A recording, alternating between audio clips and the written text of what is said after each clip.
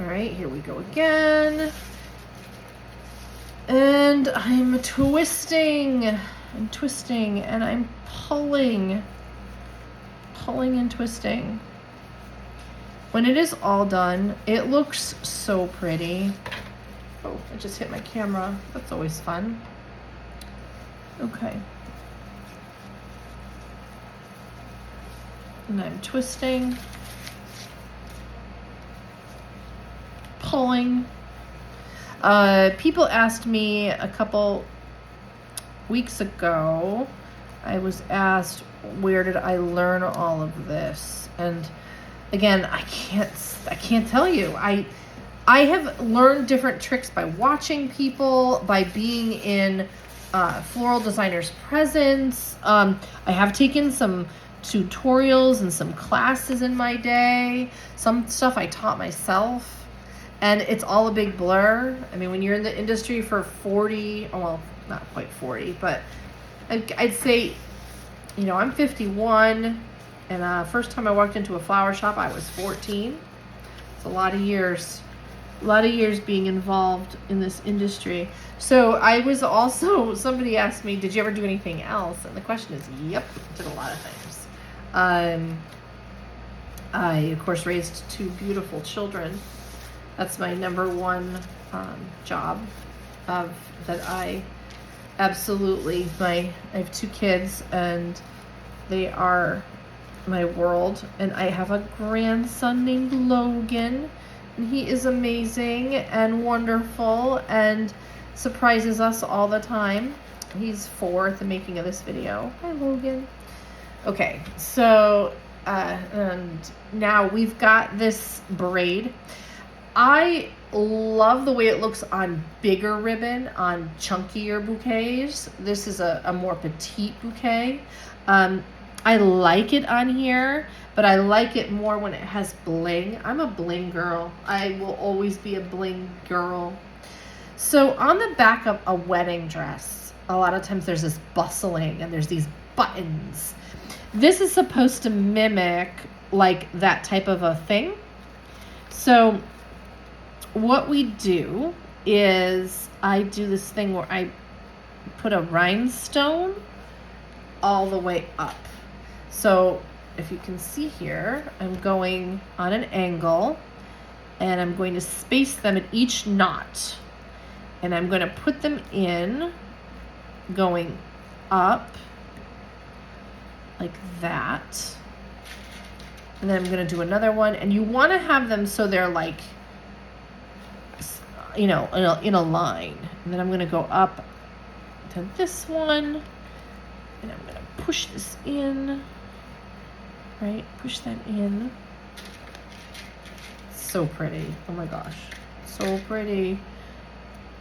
Could eat it. I wish it was edible. Like, remember rock candy? This reminds me of rock candy a little bit. And when I'm putting, I would need to make sure that when I put it in that nobody's going to get like stabbed when they hold this bouquet. So you always want to be mindful of where you're putting, just like with boutonnieres, you want to be mindful of where you're sticking when you're putting it in somebody's lapel. If you're not doing a pocket, what they call a pocket, it's kind of a trendy thing lately. It's doing a pocket boutonniere, where you have a boutonniere that goes in the pocket. Okay, not sure who developed that, but somebody out there did. Okay, let's go here. Makes it a lot easier for, you don't have to pin anything if you do a pocket boutonniere. But you have to have the pocket in order to do so. Some people's jackets, the pocket's fake, so you can't even like put it in it. So please, brides, if you're deciding to do that trendy pocket thing, make sure that it actually could go inside the pocket. That's something I can't stress enough. All right, so we're here. We're done. Look at that. So we've got our gems going up. And are we done? No, we're not done.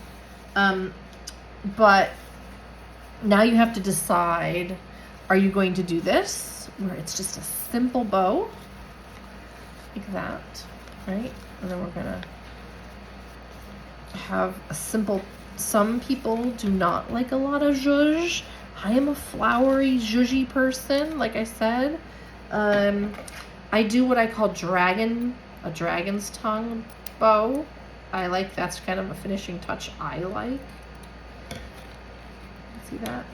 It's dragon's tongue. And then I'm gonna have another tail that's gonna be about here.